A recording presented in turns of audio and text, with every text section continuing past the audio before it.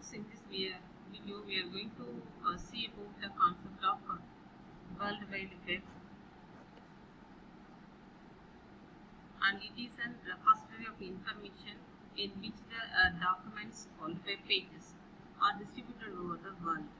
Web means that's an internet which has so many millions of documents are stored in that. We call that web as a distributor. That is, it allows so many users to access the documents. And how the documents are stored means they are linked together. And then in World Wide Web, two more concepts you have to know about. One is distributed and then linked. What do you mean by distribution? That is growth of the web. That is, each web server can add new web page to the repository, and all the users can access it. That is, the documents are spread over in several websites, and users can access that. Okay, and it allows all the internet users to access that web pages. That is distributed meaning. And then linked means linking allows one web page to refer to another web page. If you click on this net, any topic or anything, it will open some other web page. So that is called as a link, and it was achieved through hypertext. What do you mean by hypermedia? You know that hypertext means if you click on that particular text, it opens some other web page. And hypermedia means it not only text, it may be an image. If you click on it, it is linked to a text or an image or audio or video, any type of file. Okay. And then what is the architecture of World Wide Web? It is a client-server architecture. In which a client, we are using the web browser can access a service, and then a service provided is distributed over many locations called sites. And each site has web page means it is a single page. Web sites means it consists of collection of web pages.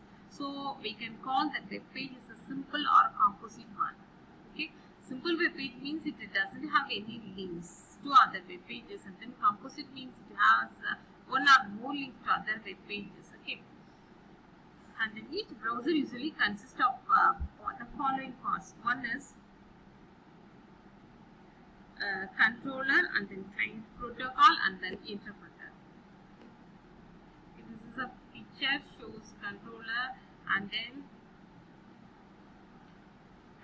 consists of client protocols and then interpreter. Now we will see one by one these concepts.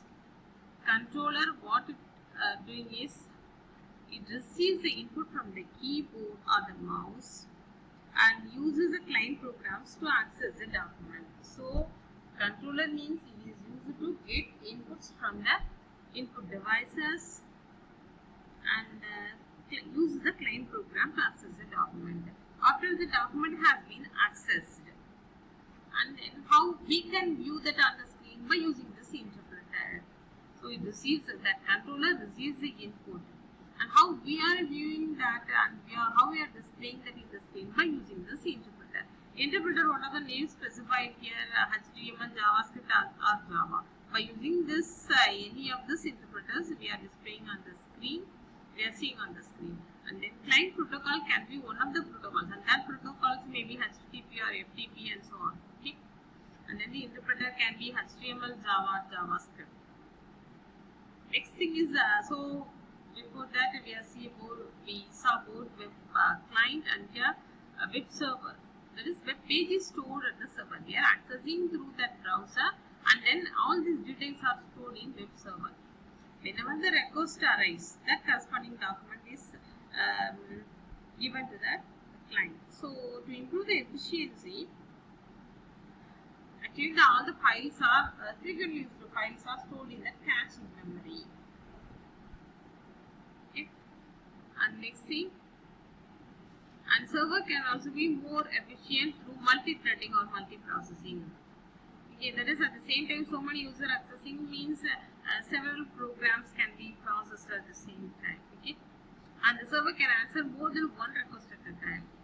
That is multi-processing. An example of this web server is Apache and then Microsoft Internet information server, we can say. Next topic, URL. What are the components of this URL we are going to see now? URL means it is used to uniquely identify the web pages. Okay. So what are the components? Protocol, post, port, and then path.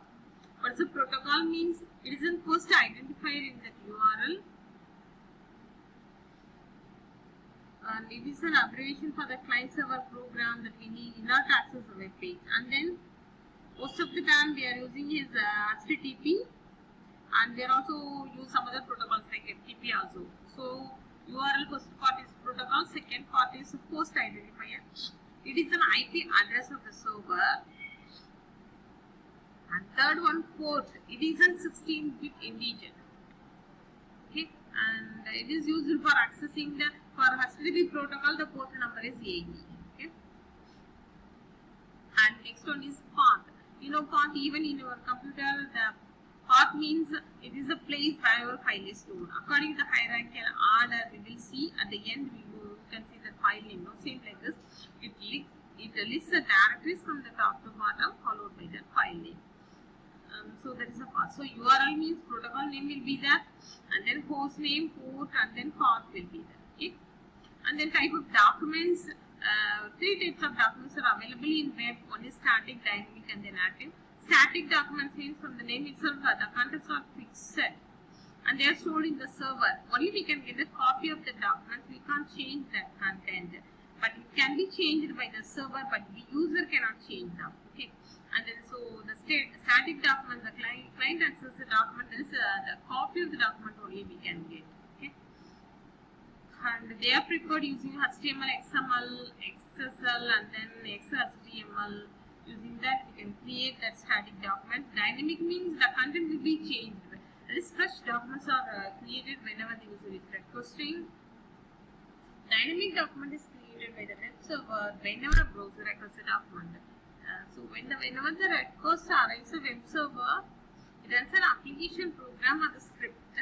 So that script only create dynamic content, and that is the response given to that browser.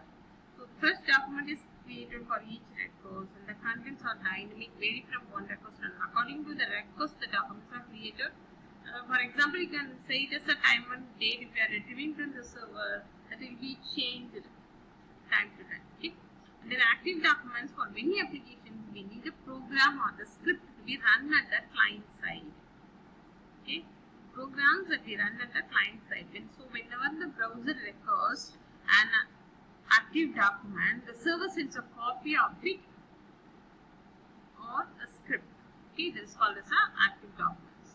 Okay, thank you.